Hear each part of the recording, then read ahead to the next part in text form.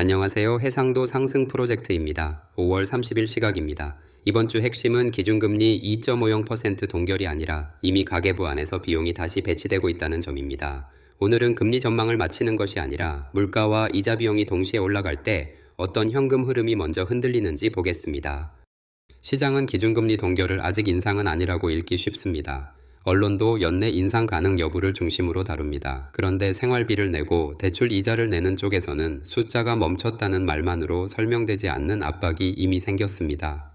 겉보기엔 금리 동결 같지만 실은 가계 고정비의 재심사였습니다. 기준금리 숫자는 멈췄지만 생활비와 이자 비용이 함께 움직이면 가계부 안의 우선순위는 다시 정렬될 수밖에 없습니다. 한국은행의 물가 전망은 2.7%로 올라갔습니다. 미국 PCE는 3.8%, 근원 PCE는 3.3%로 다시 높아졌습니다. 국내 가구 실질소득은 0%대 증가에 머물렀는데 소비 지출은 5.3% 늘었습니다. 돈이 들어오는 속도는 거의 멈춘 상태에서 나가는 속도만 빨라진 셈입니다. 같은 월급으로 버티는 동안 물가와 지출이 먼저 올라가면 체감 압박은 기준금리 숫자보다 훨씬 빨리 나타납니다. 소득 하위 20%는 소비 지출이 7.3% 늘었습니다. 이 숫자는 단순한 지출 확대가 아닙니다. 월 200만 원으로 버티던 가구가 같은 생활을 유지하기 위해 매달 14만 6천 원을 더 써야 하는 구조로 바뀐다는 뜻입니다. 여기서 대출 이자까지 겹치면 선택지는 소비 축소와 저축 감소로 좁아집니다. 생활을 유지하는 데 필요한 돈이 늘고 이자 비용까지 고정비로 붙으면 가계가 조정할 수 있는 영역은 빠르게 줄어듭니다. 4억 원 변동금리 주담대의 월 상환액이 140만 원에서 230만 원 수준으로 늘어난 사례는 핵심입니다. 차이는 월 90만 원입니다. 1년이면 1,080만 원입니다. 이 금액은 한 번 쓰고 끝나는 소비가 아니라 매년 반복되는 고정비입니다. 겉보기엔 0.25%포인트 인상 가능성 같지만 실은 매달 빠져나가는 현금 90만 원의 문제였습니다. 중앙은행은 물가와 기대 인플레이션을 말합니다. 금융시장은 인상 횟수와 채권 금리를 봅니다. 가계는 월급날 이후 남는 돈을 봅니다. 같은 금리 뉴스라도 각자가 보는 숫자가 다릅니다.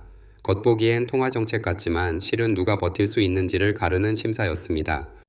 물가가 먼저 식비와 에너지 비용을 밀어 올립니다. 그 뒤에 금리가 이자 비용을 올립니다. 소득이 같은 속도로 늘지 않으면 가계는 투자 계획보다 먼저 고정비를 조정하게 됩니다.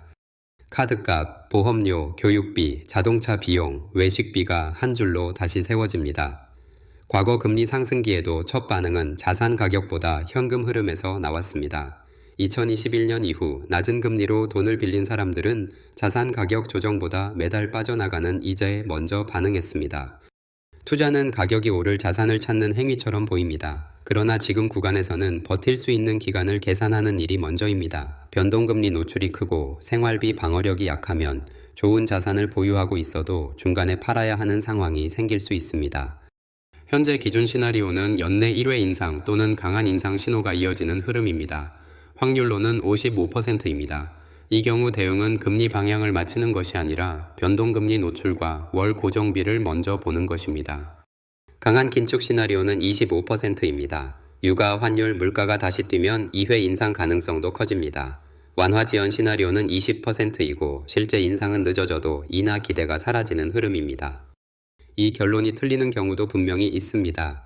반도체 수출과 재정 지출이 예상보다 강하면 가계 부담이 소비 둔화로 바로 이어지지 않을 수 있고 시장이 이미 인상 가능성을 가격에 넣었다면 실제 인상 때 충격도 제한될 수 있습니다. 다만 지금 확인할 일은 금리가 오르느냐보다 생활비와 이자 비용이 동시에 오를 때 내 현금 흐름이 몇 개월을 버틸 수 있는지입니다. 여기까지 5월 30일 시각이었습니다. 해상도 상승 프로젝트 내일도 같은 시각으로 다시 만나요.